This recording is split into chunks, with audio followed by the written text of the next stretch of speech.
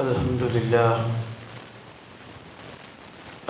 لله رب العالمين نحمده ونستعينه ونستغفره ونؤمن به ونتوكل عليه ونعوذ بالله تعالى من شرور أنفسنا ومن سيئات أعمالنا من يهده الله فلا مضل له ومن يضلل فلا هادي له ونشهد أن لا إله إلا الله وحده لا شريك له ونشهد أن محمدا عبده ورسوله أرسله بالهدى ودين الحق ليظهره على الدين كله ولو كره المشركون اللهم صل على محمد وعلى آل محمد كما صليت على إبراهيم وعلى آل إبراهيم وبارك على محمد وعلى آل محمد كما باركت على إبراهيم وعلى آل إبراهيم في العالمين إنك حميد مجيد أما بعد فإن خير الحديث كتاب الله وخير الهدي هدي محمد صلى الله عليه وسلم وشر الأمور محدثاتها وكل محدثة بدعة وكل بدعة ضلالة أيها الناس أوصيكم ونفسي أولا بتقوى الله أعوذ بالله السميع العليم من الشيطان الرجيم وأطيعوا الله ورسوله ولا تنازعوا وتفشلوا وتذهب ريحكم واصبروا إن الله مع الصابرين صدق الله العظيم ആദരണീയരായ രക്ഷിതാക്കളെ, സഹോദരന്മാരെ, സഹോദരികളെ, അല്ലാഹു സുബ്ഹാനഹു വ തആല നമ്മളെല്ലാവരെയും അനുഗ്രഹിക്കുമാറാകട്ടെ. അള്ളാഹുവിൻ്റെ പരിശുദ്ധ ദീനനുസരിച്ച് ജീവിക്കുവാൻ നാം ഓരോരുത്തരെയും ആദ്യമായി വസിയത്ത് ചെയ്തുകൊള്ളുന്നു.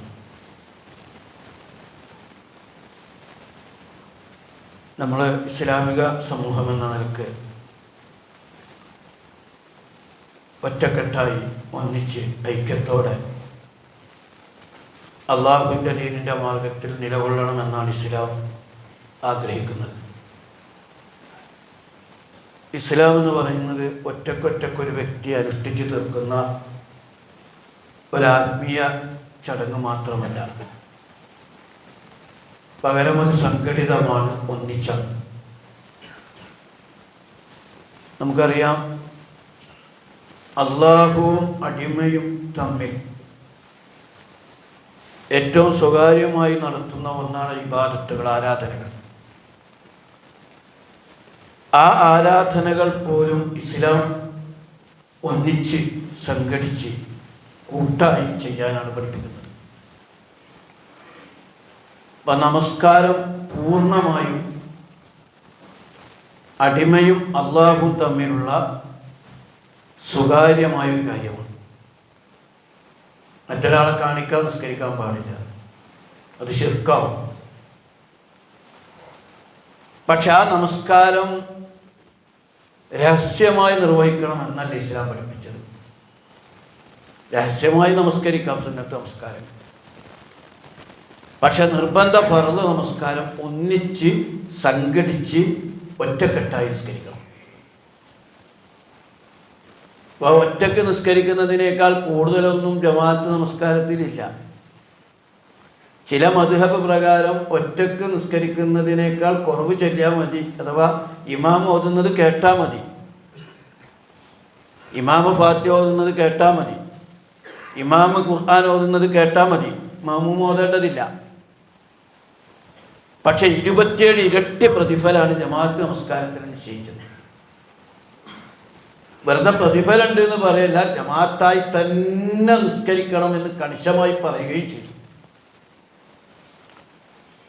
അത് സന്നിഗ്ധ ഘട്ടത്തിൽ പോലും ജമാഅത്തായിരിക്കണം. യുദ്ധത്തിൽ, പടക്കളത്തിൽ പടവെട്ടുന്ന യുദ്ധത്തിൽ പോലും സംഘടിച്ചായിരിക്കണം ചെയ്യേണ്ടത്.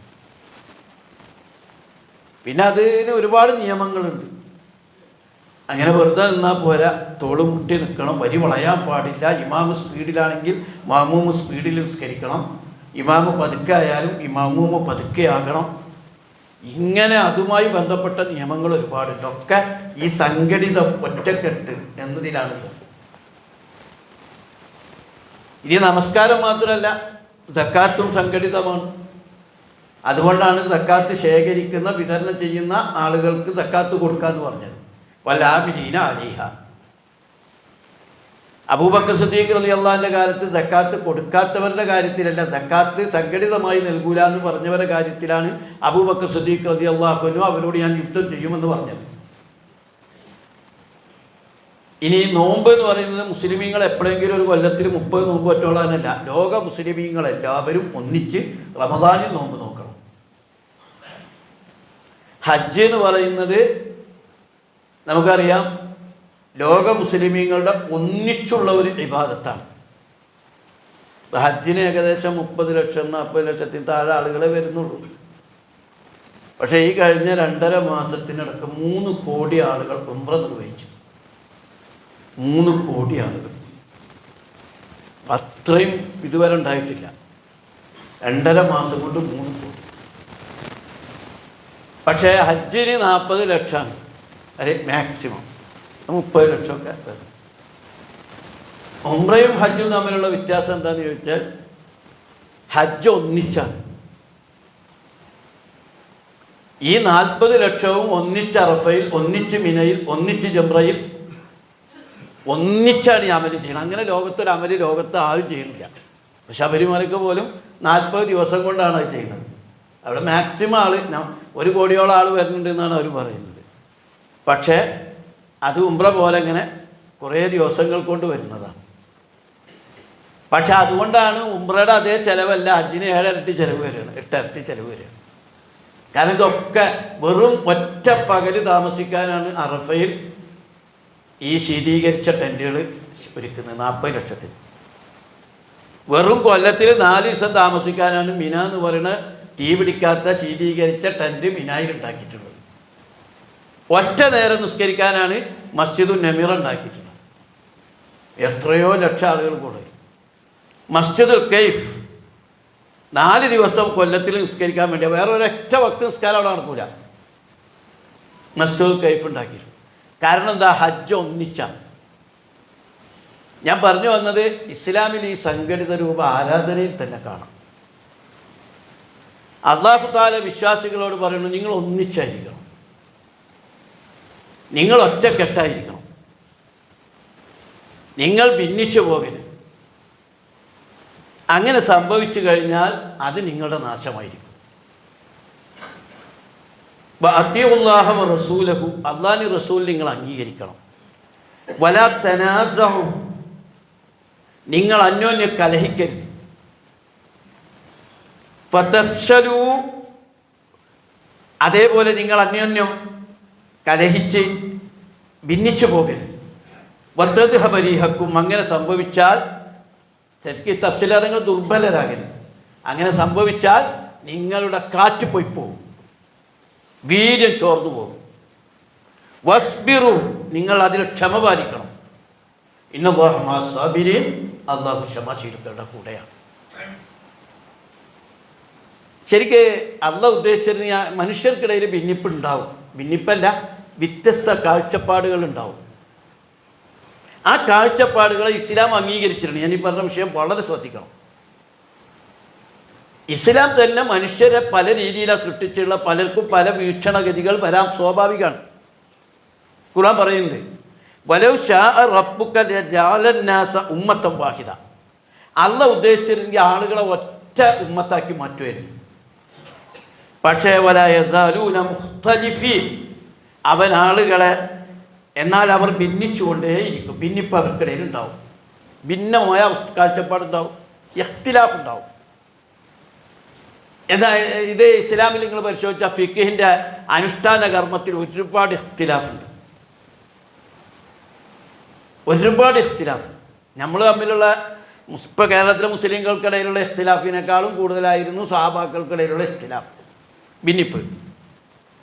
ആയിഷ റളിയല്ലാഹു അൻഹയും ഇബ്നു ഉമർ റളിയല്ലാഹു അൻഹു, ഇബ്നു ഉമർ എന്ന് പറഞ്ഞാൽ വലിയ റസൂലുള്ളാഹിനെ പിന്നീടുള്ള സമുദായത്തിന് പകർന്നു കൊടുത്ത ആളുകളാണ് ഇബ്നു ഉമർ, ഇബ്നു അബ്ബാസ്, ഇബ്നു മസ്ഊദ്. ഈ 3 അബ്ദുള്ളമാർ. കാരണം ഈ 3 അബ്ദുള്ളമാരും റസൂലുള്ളാഹിയുടെ കൂടെ കുട്ടിക്കാലത്തുണ്ടായിരുന്നവരാണ്. കുട്ടികളായ അവരിങ്ങനെ ഇസ്ലാമിനെ അങ്ങനെ കണ്ട് റസൂലിൽ നിന്ന് ഒപ്പിയെടുത്ത ആൾക്കാരാണ്. റസൂൽ വഫാത്തായതിനു ശേഷം അരനൂറ്റാണ്ടും 3/4 നൂറ്റാണ്ടൊക്കെ ജീവിച്ചവരാണ്. എന്ന് പറഞ്ഞാൽ റസൂലിനെ പിന്നീട് 2 തലമുറക്ക് പരിചയപ്പെടുത്തി കൊടുത്തത് ഈ മഹാന്മാരായ 3 സഹാബാക്കളാണ്. ഇബ്നു അബ്ബാസ് റളിയല്ലാഹു അൻഹു റസൂൽ വഫാത്താകുമ്പോൾ 13 വയസ്സാണ്. പിന്നെ അദ്ദേഹം 55 കൊല്ലം ജീവിച്ചിട്ടുണ്ട്. പക്ഷേ ഈ ഇബ്നു ഉമർ റളിയല്ലാഹു അൻഹു റസൂലുള്ളാഹിയുടെ കൂടെ ജീവിച്ചത് ഭാര്യയായി ജീവിച്ച ആയിഷ റളിയല്ലാഹു അൻഹ, അവർക്കും പ്രായം കുറവാണ്. അവരും പിൽക്കാലത്ത് ഒരുപാട് കാലം ജീവിച്ചു. 300 വിഷയത്തിൽ അഭിപ്രായ വ്യത്യാസം ഉണ്ടായിരുന്നു. 300 വിഷയത്തിൽ. ഏറ്റവും കൂടുതൽ ഹദീസ് റിപ്പോർട്ട് ചെയ്ത സ്വഹാബി അബൂ ഹുറൈറ റളിയല്ലാഹു അൻഹു ആണ്. ഏറ്റവും കൂടുതൽ ഹദീസ്. രണ്ടാമത് ഏറ്റവും കൂടുതൽ ഹദീസ് റിപ്പോർട്ട് ചെയ്തിട്ടുള്ളത് ആയിഷ റളിയല്ലാഹു അൻഹയാണ്. ധാരാളക്കണക്കിന് വിഷയത്തിൽ അവർ അഭിപ്രായ വ്യത്യാസക്കാരാണ്. ധാരാളം വിഷയത്തിൽ. അതെന്താ അങ്ങനെ അഭിപ്രായ വ്യത്യാസം വരുന്നത്? അത് ഇസ്ലാം അനുവദിച്ചതാണ്. ഇസ്ലാമിൽ അങ്ങനെ ഒരു ഘടന ഉണ്ട്. കാരണം എല്ലാ വിഷയത്തിലും ഇങ്ങനെ അച്ചിട്ട പോലെ ഒരുപോലെ എന്ന രീതിയിൽ അള്ളാഹ് സൃഷ്ടിച്ചിട്ടില്ല. നുഅയ്മിൻ മുജമ്മിർ റളിയല്ലാഹു അൻഹു പറയുന്നു, ഞാൻ റസൂലുള്ളാഹിയുടെ കൂടെ നിസ്കരിച്ചു. റസൂൽ ഉറക്കെ ബിസ്മി ഓതിയില്ല.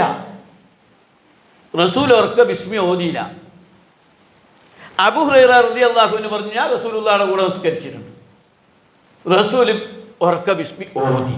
രണ്ടും പ്രഗൽഭ സഹാബികളാണ്. ഇതെങ്ങനെ അഭിപ്രായ വ്യത്യാസം ഉണ്ടായത്? നമ്മളതിന് ഒറ്റ കാര്യം മനസ്സിലാക്കേണ്ടുള്ളൂ. നുഅയ്മിൻ മുജമ്മിർ റളിയല്ലാഹു അൻഹു ഒരിക്കൽ റസൂലിൻ്റെ കൂടെ നിസ്കരിച്ചപ്പോൾ റസൂൽ പതുക്കെ ബിസ്മി ഓതി. അബൂ ഹുറൈറ റളിയല്ലാഹു അൻഹു നിസ്കരിച്ച ഒരു സമയത്ത് റസൂൽ ഉറക്കോതി. നമുക്കിത് ഏതെങ്കിലും ഒന്ന് കിട്ടിയിട്ട് വേണം തല്ലുകൂടിയിട്ട് എവിടേക്കൊക്കെ എത്തിക്കാൻ. ഇസ്ലാമിൽ ഈ 2 സ്വാതന്ത്ര്യമുണ്ട്. ഇവർ രണ്ടാളും വഴക്കടിച്ചിട്ടില്ല. ഏറ്റവും കൂടുതൽ ഹദീസ് റിപ്പോർട്ട് ചെയ്ത അബൂ ഹുറൈറ റളിയല്ലാഹു അൻഹുവിനെ ആയിഷ റളിയല്ലാഹു അൻഹ ബഹുമാനിച്ചു. ആയിഷ റളിയല്ലാഹു അൻഹ അബൂ ഹുറൈറ റളിയല്ലാഹു അൻഹു ബഹുമാനിച്ചു. ഇബ്നു ഉമർ റളിയല്ലാഹു അൻഹു ഉമ്മ എന്ന് പറഞ്ഞിട്ട് ആയിഷ റളിയല്ലാഹു അൻഹയുടെ അടുത്തേക്ക് ചെല്ലും.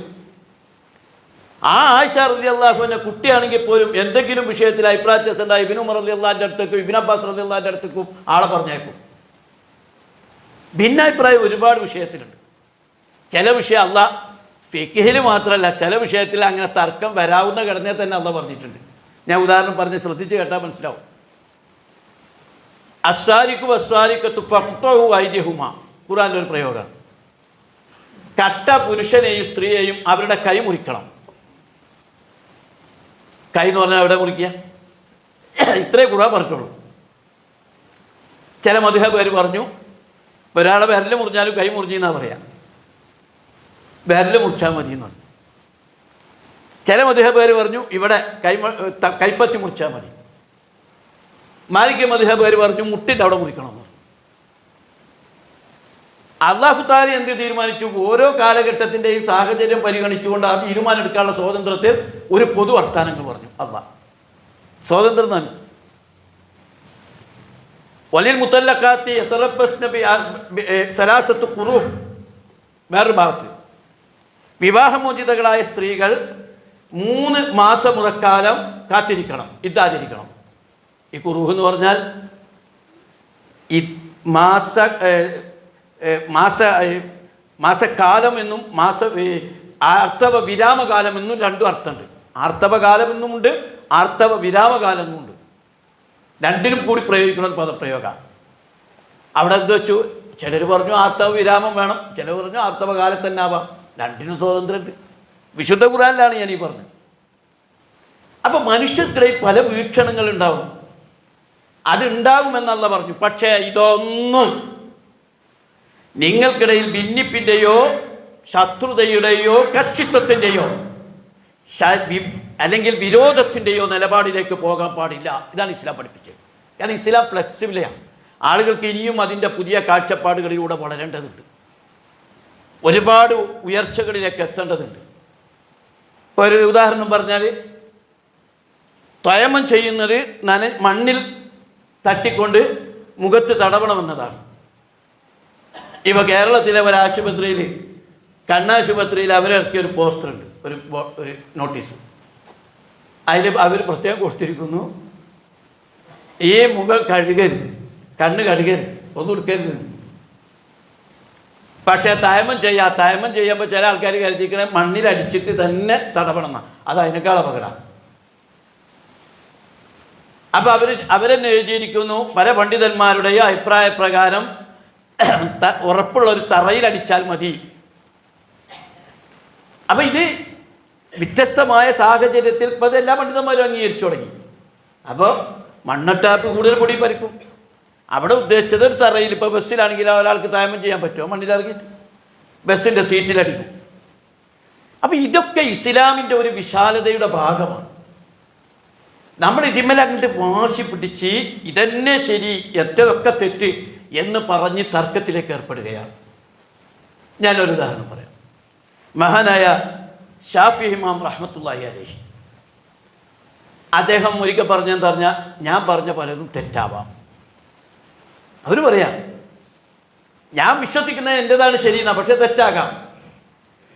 മറ്റു പലരും പറഞ്ഞ് തെറ്റാന്നാണ് ഞാൻ വിശ്വസിക്കുന്നത്, പക്ഷേ ശരിയാകാം. ഇതാണ് വിഷയം.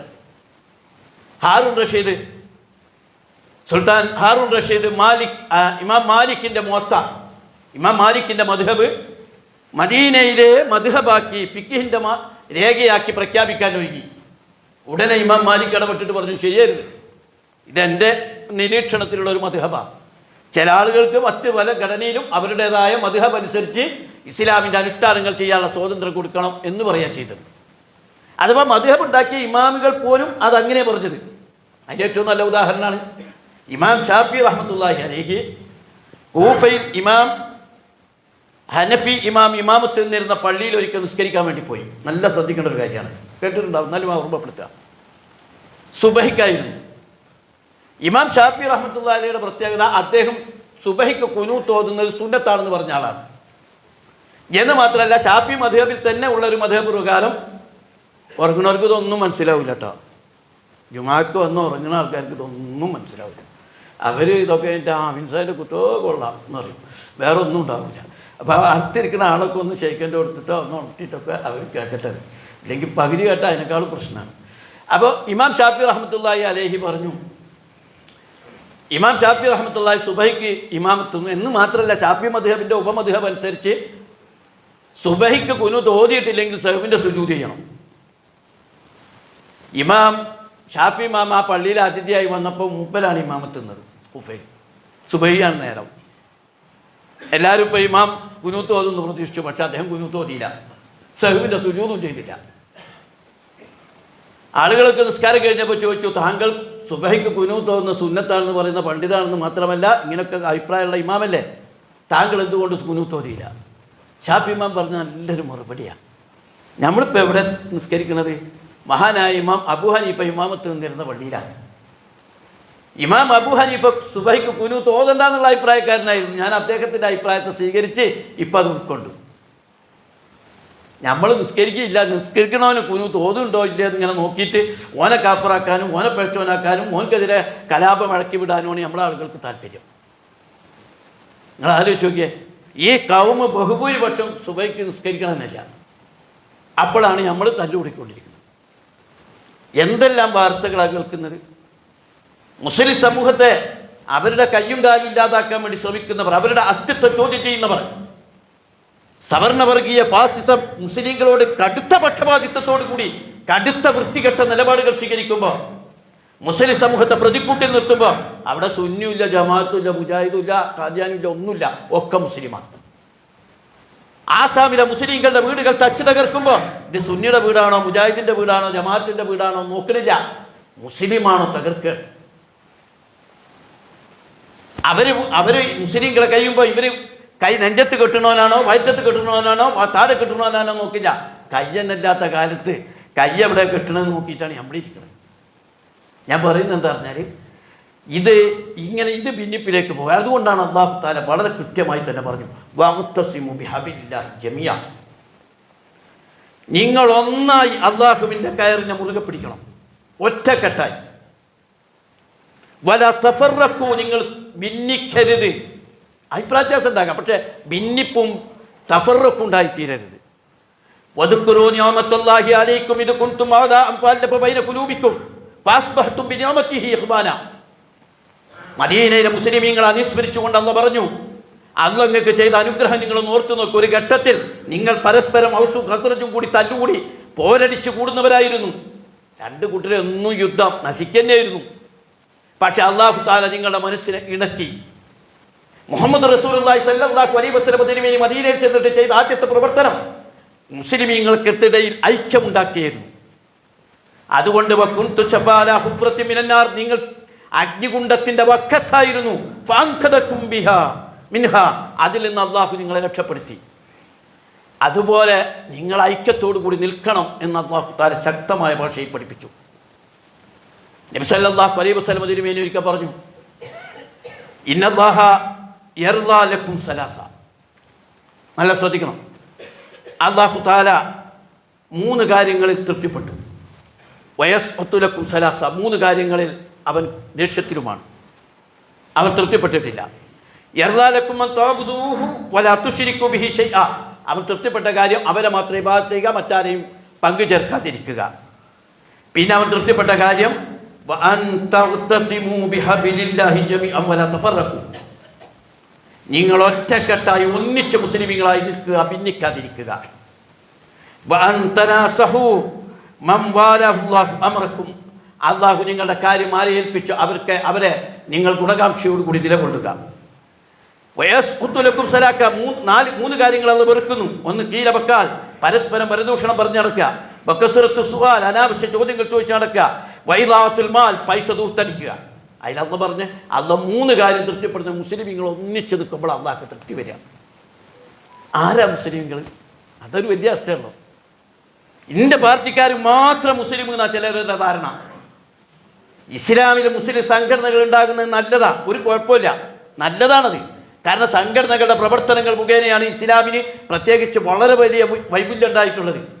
ഇസ്ലാമിക പ്രവർത്തനങ്ങൾ ഉണ്ടായത്, വിദ്യാഭ്യാസ സ്ഥാപനങ്ങൾ, പല പല സംവിധാനങ്ങളൊക്കെ മുസ്ലിം സംഘടനകൾ രൂപപ്പെട്ടുകൊണ്ട് തന്നെ അംഗീകരിക്കുന്നു. പക്ഷേ ഏതെങ്കിലും മുസ്ലിം സംഘടനക്കാർ വിചാരിക്കുകയാണ് ഞങ്ങളുടെ സംഘടനയുള്ളവർ മാത്രം മുസ്ലിം, ബാക്കിയുള്ളവരൊക്കെ കാഫിർ, ബാക്കിയുള്ളവരൊക്കെ പിഴച്ചത്. എന്ത് നിലപാടാപ്പത്? എന്ത് നിലപാടാ?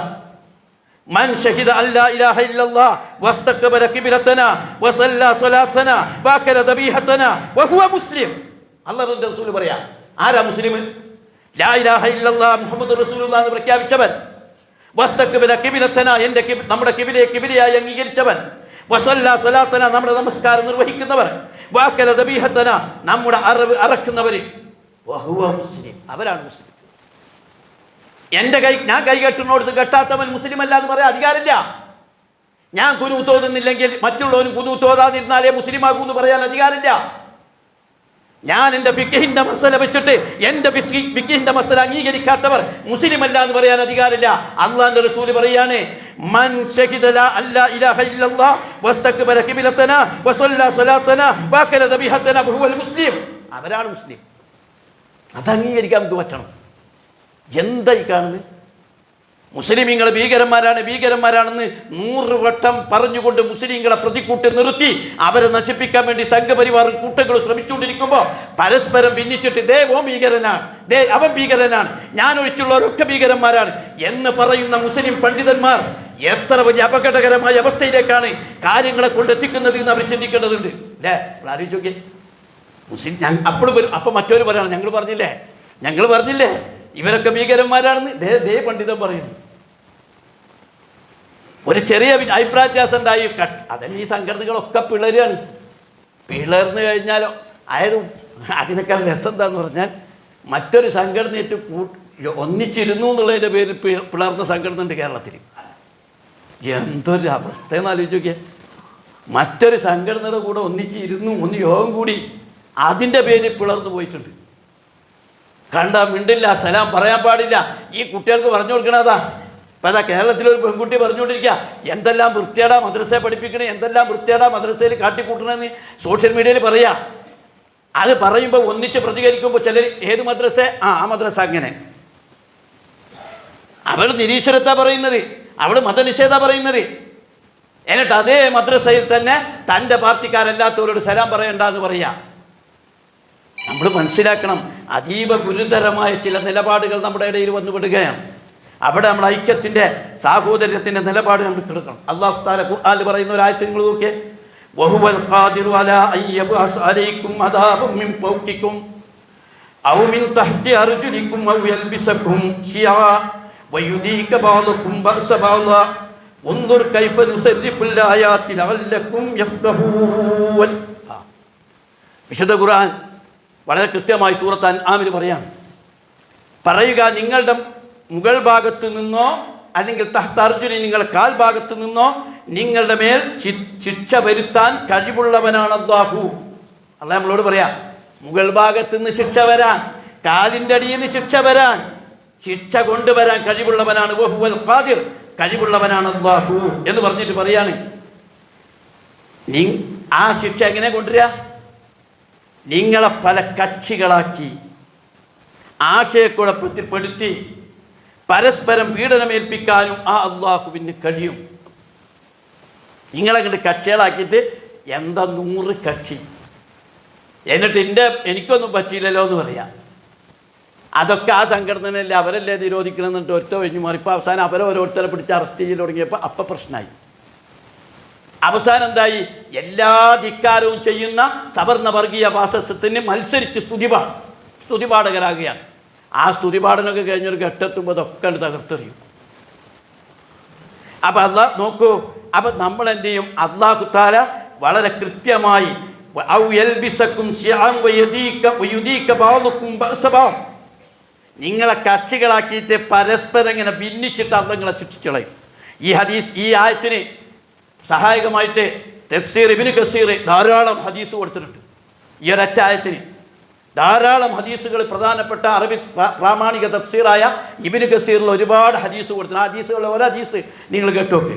സഅൽതു റബ്ബി സലാസ, അല്ലാഹുവിൻ്റെ റസൂൽ പറയാൻ, ഞാൻ എൻ്റെ റബ്ബിനോട് 3 കാര്യം ചോദിച്ചു. സഅൽതുഹു അൻ യുഹ്ലിക ഉമ്മത്തി ബിൽ ഗർഖ്, ഞാൻ എൻ്റെ റബ്ബിനോട് ചോദിച്ചു, എൻ്റെ റബ്ബേ, എൻ്റെ ജനതയെ വെള്ളത്തിൽ മുക്കി നീ നശിപ്പിക്കരുതേ അല്ലാ എന്ന് ഞാൻ ചോദിച്ചു. ഫഅതാനീഹാ, അത് അല്ലാഹ് എനിക്ക് അനുവദിച്ചു തന്നു. വസഅൽതുഹു അൻ യുഹ്ലിക ഉമ്മത്തി ബിസ്സിന, ഞാൻ എൻ്റെ റബ്ബിനോട് ചോദിച്ചു, എൻ്റെ ഉമ്മത്തിനെ ക്ഷാമം കൊണ്ട്, അഥവാ ക്ഷാമത്തിൽ എൻ്റെ ജനതയെ ക്ഷാമം കൊണ്ട് നശിപ്പിക്കരുത് എന്ന് റബ്ബിനോട് ഞാൻ ചോദിച്ചു. ഫഅഗ്താനീഹാ, അതും എനിക്ക് എൻ്റെ റബ്ബ് തന്നു. 3ാമത് ഞാൻ ചോദിച്ചു, 3 കാര്യം ചോദിച്ചേ. വസഅൽതുഹു അൻ യജ്അല ബഅസഹും ബൈനഹും, ഇവർക്കിടയിൽ പരസ്പരം കക്ഷി മത്സരങ്ങളും വിരോധങ്ങളും എൻ്റെ സമുദായത്തിൽ ഉണ്ടാകരുതേ എന്ന് ഞാൻ ചോദിച്ചു. ഫമനഅനീഹാ, അതല്ല തന്നില്ല, തടഞ്ഞു. അതല്ല പരീക്ഷണമായിട്ട് അവിടെ വെച്ചു. നമ്മളെ സമുദായത്തിൽ അങ്ങനെ എനിക്ക് സങ്കടം കൊണ്ടാണ് ഞാൻ ഈ കുത്തുപാട്ട്. സോഷ്യൽ മീഡിയയിൽ തുറന്നാൽ മുസ്ലിമീങ്ങളെ ഇങ്ങനെ ആക്രമിക്കുന്നതിൻ്റെ ഒരു ഭാഗം, അപ്പുറത്ത് ഓരോ മൊല്ലമാരും പണ്ഡിതന്മാരും നിന്നിട്ട് അങ്ങോട്ടും ഇങ്ങോട്ടും വിഴുപ്പലക്കുക. ഭീകരമായ വിഷയം വരുമ്പോൾ ചെറിയ ചെറിയ മസലകളിൽ തർക്കിക്കുക, അതിൻ്റെ ഏറ്റവും വലിയ സങ്കടം. തോന്നിവാസം ഇങ്ങനെ പറയുകയും ചെയ്യാം. എന്തായിരുന്നു? സ്പെയിനൊക്കെ 800 വർഷം മുസ്ലിങ്ങൾ ഭരിച്ച നാടാ. ആ സ്പെയിനിൽ ഇസ്ലാം തകർത്തത് ഈ പരസ്പര പോര് കൊണ്ടായിരുന്നു. കാരണം പരസ്പരം പോരടിച്ചപ്പോൾ അത് തുർക്കിയിലതല്ലേ ഉണ്ടായത്.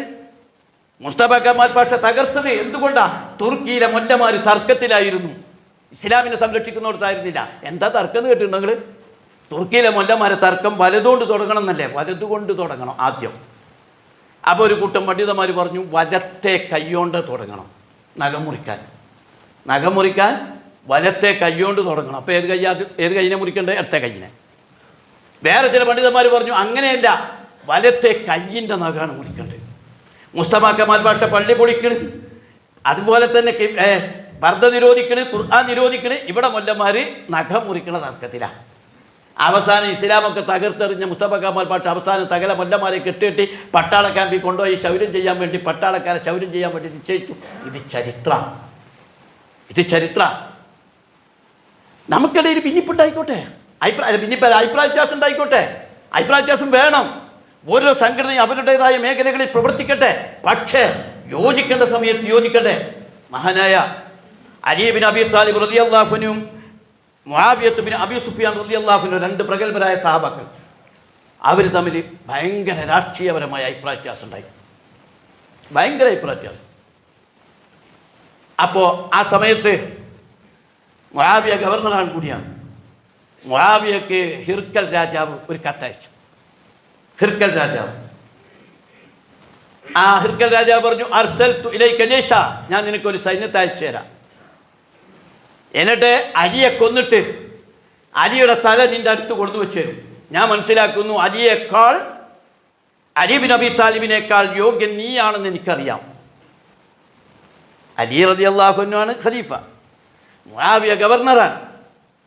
പക്ഷേ ഗവർണർക്ക് കത്തെഴുതുന്നത് ആര്? ഹിർക്കൽ, ഇസ്ലാമിന്റെ ശത്രു. എന്താ പറഞ്ഞത്?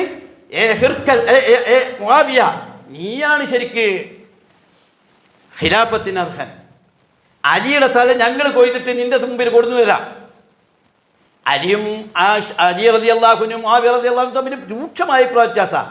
പക്ഷേ മഹാനായ മുആവിയ റളിയല്ലാഹു അൻഹു ആ ഹിർക്കൽ രാജാവിന് ഒരു കത്തെഴുതി. അദ്ദേഹം എഴുതിയത്, ഞാനും അലിയും തമ്മിൽ സഹോദരന്മാരാണ്, ഇഖ്വാന, ഞങ്ങളുടെ സാഹോദര്യത്തിൻ്റെ ഇടയിൽ ഇടപെടാൻ നിനക്കെന്ത് അധികാരം?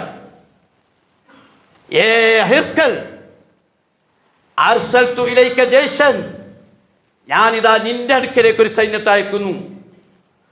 അവ്വലുഹു ഇൻദക് വാഹിറുഹു അൻതി, ആ സൈന്യത്തിൻ്റെ ആ തുടക്കം നിന്റെ അടുക്കലാണെങ്കിൽ അതിൻ്റെ ഒടുക്കം എൻ്റെ അടുക്കലായിരിക്കും. അത്രയും നീളമുള്ള സൈന്യത്തെ അലിയൻ ഖായിദഹു, അലീനെ നായകനാക്കിയിട്ട്, എന്നിട്ട് ആ അലി നിന്റെ തല എൻ്റെ അടുക്കൽ കൊണ്ടുവന്ന് തരും. ഞങ്ങളെ തമ്മിൽ തെറ്റിക്കാൻ നീ നോക്കണ്ട എന്നായിരുന്നു മുആവിയ റളിയല്ലാഹു അൻഹു കൊടുത്ത മറുപടി. അലി എൻ്റെ എതിരാളിയാ, പക്ഷെ അലീനെ ഞാൻ നായകനാക്കിക്കോളാം. അലി റളിയല്ലാഹുവിൻ്റെ നേതൃത്വത്തിൽ ഞങ്ങളൊരു സൈന്യത്തെ അയച്ച് നിന്റെ തല ഞങ്ങൾ കൊണ്ടുവരും. നിന്റെ കാലിനടിയിൽ അവസാനത്തെ മണ്ണും ഞങ്ങൾ മാന്തും. ഇത് കൊടുത്തത് മുആവിയ റളിയല്ലാഹുവിൻ്റെ മറുപടിയാണ്. ഫാസിസവും അതേപോലെ കാസക്കാരും ഇസ്ലാം വിരുദ്ധ ശക്തികളും ഒറ്റക്കെട്ടായി മുസ്ലിം സമൂഹത്തെ പാർശ്വവൽക്കരിക്കാനും അവരെ തേജോവധം ചെയ്യാനും ശ്രമിക്കുമ്പോൾ എല്ലാ വൈരവും മറന്ന് എന്ന നിലയ്ക്ക് മുസ്ലിമീങ്ങൾ എന്ന നിലയ്ക്ക് ഒന്നിച്ചു നിൽക്കാൻ നമുക്ക് കഴിയണം. അപ്പോഴാണ് ഇത് മുസ്ലിമാണോ അല്ലേ എന്നുള്ള ഗവേഷണം നടത്തുന്നത്. സ്വർഗത്തിലാണോ അല്ലേ? ഇവരൊക്കെ എന്ത് ധൈര്യത്തിലാണ് മുസ്ലിമാണെന്ന് സ്വർഗത്തിലാണെന്ന് പറയുന്നത്? ഞാൻ പറയുന്നത് വളരെ ഗൗരവമാണ്. നമ്മൾ ഒറ്റക്കടി ഈ സമുദായത്തിന് അങ്ങനെ പ്രശ്നമില്ല. കുറേ പണ്ഡിതന്മാർ ഈ നേരത്തെ പറഞ്ഞ ഹദീസിൻ്റെ തഫ്സീറിൽ ഇബ്നു കസീർ പണ്ഡിതന്മാരുടെ കുറേ നേരം ആ കാലഘട്ടത്തിലെ പണ്ഡിതന്മാർ ആകാശത്തിൻ്റെ കീഴിലുള്ള നികൃഷ്ട ജീവികളായിരിക്കും. അതുകൊണ്ട് ഒറ്റക്കെട്ടായി നിൽക്കാം. പലർക്കും പല അഭിപ്രായ വ്യത്യാസം ഉണ്ടാകും. അതൊക്കെ അള്ളാൻ്റെ അടുത്ത് അവർ പോയി തീരുമാനം എടുക്കും. നമുക്ക് പ്രബോധനം ചെയ്യാം, അങ്ങോട്ടും ഇങ്ങോട്ടും പറയാം. ഒരാൾ ശിർക്ക് ചെയ്യുന്നുണ്ടെങ്കിൽ ഇത് ശിർക്കാന്ന് പറയാം. പക്ഷേ ശിർക്ക് ചെയ്യുന്ന ഒരാളെന്ന് പറഞ്ഞിട്ട് അയാളെ വിക്കറ്റ് കയറാനും ബഹളം കൂട്ടാനൊന്നും ആരും നമുക്ക് അനുവാദം തന്നിട്ടില്ല. ഒരാൾ ബിദ്അത്ത് ചെയ്യുന്നത് ബിദ്അത്താന്ന് പറയാം. എന്തൊരു സ്നേഹ ഓനം കണ്ട് സുന്നത്തിൽ കൊണ്ടുവരാൻ. സ്നേഹമല്ല, ശത്രുതയും വിരോധവും. ഞാൻ പറഞ്ഞത് മാത്രം ശരിയെന്നുള്ള കുടില മനസ്സുമാണ് എല്ലാവർക്കും. ഞാൻ പറഞ്ഞ അഭിപ്രായ വ്യത്യാസങ്ങൾ ചർച്ച ചെയ്യാം. ഓരോരുത്തർ അവരുടേതായ മേഖലയിൽ പ്രവർത്തിക്കാം. പക്ഷേ ഒന്നിച്ച് നിൽക്കേണ്ട ഭാഗത്ത് ഒന്നിച്ച് നിൽക്കുകയും കൂട്ടായി നിൽക്കുന്നിടത്ത് കൂട്ടായി നിൽക്കുകയും ചെയ്യണം. ഇവിടെ ചെന്നായക്കൾക്ക് നന്നായി മനസ്സിലാക്കിയിട്ടുണ്ട്. ഇവർ ആട്ടിൻപറ്റങ്ങൾ ശിഥിലമായി കഴിക്കുന്നു. ഇതിനെ നയിക്കുന്ന നായകനില്ലെന്ന് അവർ മനസ്സിലാക്കിയിരിക്കുന്നു. അതല്ല, ഞങ്ങൾ ഒറ്റക്കെട്ടാണെന്ന് വന്നാൽ ഒരു ചെന്നായും ഈ സമൂഹത്തിൻ്റെ നേരെ പാഞ്ഞെടുക്കില്ല. ഒരു ശത്രുവിനും ഈ സമൂഹത്തെ പരാജയപ്പെടുത്താൻ കഴിയില്ല. അതല്ല, നമ്മൾ ഭിന്നിക്കാനാണ് തീരുമാനിച്ചതെങ്കിൽ അതിന് ഒരു സംഘപരിവാറും കാസക്കാരനും വേണ്ട. അല്ലാഹു തആല തന്നെ നമ്മളെ ശക്തമായി അങ്ങ് നശിപ്പിച്ച് തകർത്തെറിയും. അത് ഖുർആൻ നൽകിയ താക്കീതാണ്. അത് ചരിത്രത്തിൽ നിന്ന് നമുക്ക് കിട്ടുന്ന പാഠമാണ്. അല്ലാഹു തആല നമ്മളെല്ലാവരെയും കാത്തുരക്ഷിക്കുമാറാകട്ടെ. അഖൂലു ഖൗലി ഹാദാ അസ്തഗ്ഫിറുല്ലാഹ ലി വലക്കും.